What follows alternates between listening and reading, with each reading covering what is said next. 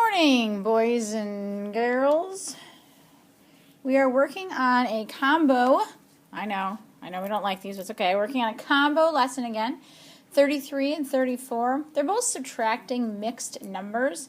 So what we're going to do is we're actually going to talk about how to subtract mixed numbers. So we're going to start out with just a couple of examples, and I'll set you off on your problem set. It's not going to take too long, I don't think. So first thing we're going to look at is we're going to look at this fraction, 8 1/10 minus 8/10. This is a mixed number minus a fraction. Go ahead and see if you can solve this by decomposing your 8 1/10 first. I want to pause this. Go ahead and pause yourself and see if you can solve this 8 1/10 minus 8/10. Go ahead and pause.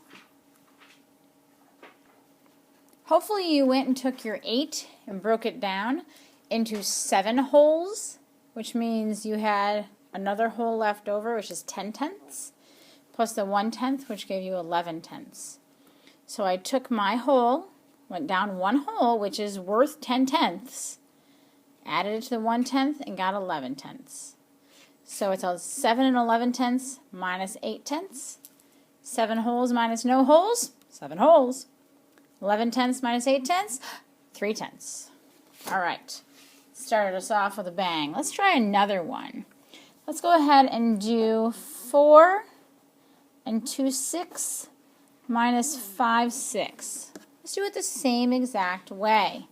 Break it down so I can subtract. Because remember, we have to ask ourselves, can I subtract these two? Well, the answer is no. You can't do 2 minus 5. So we have 4 wholes and 2/6 minus 5/6. Pause while you break it down just like we did this one. My 4 is going to become a 3. All right, good luck. Pause. Hopefully you took your 4 wholes and turned them into 3 wholes, which I put underneath 6/6 is an extra. You have an extra 6/6 sitting around because 3 plus 6/6 is 4, since 6/6 equals 1. So I took that 6/6 and I combined it with my 2/6 because it's one whole piece, and I got 8/6. So 3 and 8/6 minus 0 and 5/6. 3 minus 0 is 3. 8/6 minus 5/6 is 3/6.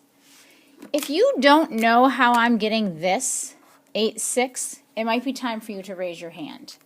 This is the most important thing you need to remember. I went from 2/6 to 8/6. How did I get there? If you don't know how, then you need to raise your hand right now so I can help you.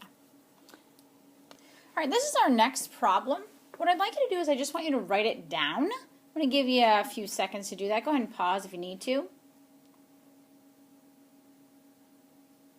All right, once you have this written down, what we're going to do this time around is we're actually going to subtract our wholes first, because you notice we have 2 wholes here. So we're actually going to do that first, and then we're going to be able to subtract our fractions. So let's work that out. 11 take away 2 is 9. So 11 take away 2 is 9. Now I'm going to attach the 1/5 to my 9 because we're still subtracting. Now I bring my minus and my 3/5. So I kept my 1/5 with my whole, but now look, it's the same as we did up here. Can I break down that 9 and 1/5 now?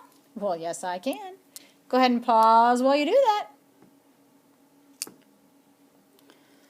All right, hopefully you took your 9 and broke it into 8. And then you had that little 5/5 left over. So you added that to your 1/5 to get 6/5. Again, if you don't know how we're getting that, you need to raise your hand. It's very important. So now I can subtract my wholes. I have 8 wholes minus, well, nothing. So that's 8. 6/5 minus 3/5, 3/5. And there's my answer. All right, this is the last one we're going to do. I want you to go ahead and write this down. I'm going to show you one more strategy for solving. Again, we have two mixed numbers to deal with. We're going to do the arrow way, and this will help you to see how we can subtract using the arrow way, and I'm going to show you a number line way. So let's go ahead and start out with 4 1/5. Hopefully I've given you enough time to write that down. We're going to subtract our 2 wholes first. We're doing our wholes, so now I have 2 1/5. And now I'm going to subtract 4/5 from 2 1/5. And you can just count backwards. 2 1/5, take away 1/5, that's 2. Take away another 5th, that would be 1 4/5. Take away another 5th, that would be 1 3/5.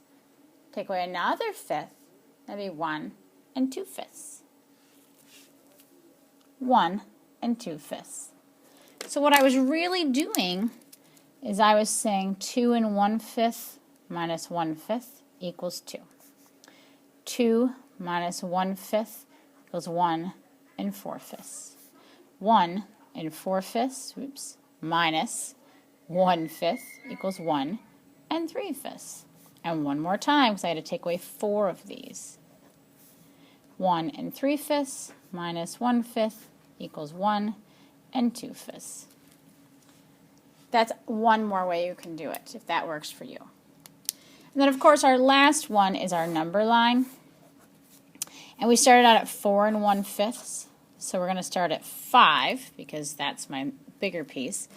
And we're going to come back. We know we're going to go less than 4. We're taking away 2 wholes. Well, just to be safe, let's start at 1. And we'll say 2, 3, 4. And what we're going to do is we're going to break each of our wholes into fifths. Each of our wholes into fifths. Each of our wholes into fifths. And our whole into fifths. We start at 4 1/5. There it is. We're going to take away 2 wholes, minus 2 wholes, and 4/5. So I'm going to go back 2 wholes. So this would be a whole, because look how it's just 1 in front of my whole. So I'm going to go back 1 whole, that's minus 1. And then again, it's just right in front of the whole. Minus 1, that's minus 2. And we're taking away 4/5, so 1, 2, 3, 4. 1 2/5. You can go ahead and do any strategy you want. Find a partner, and be sure to use your video if you need to go back and look and see how I broke each of these down. All right, good luck.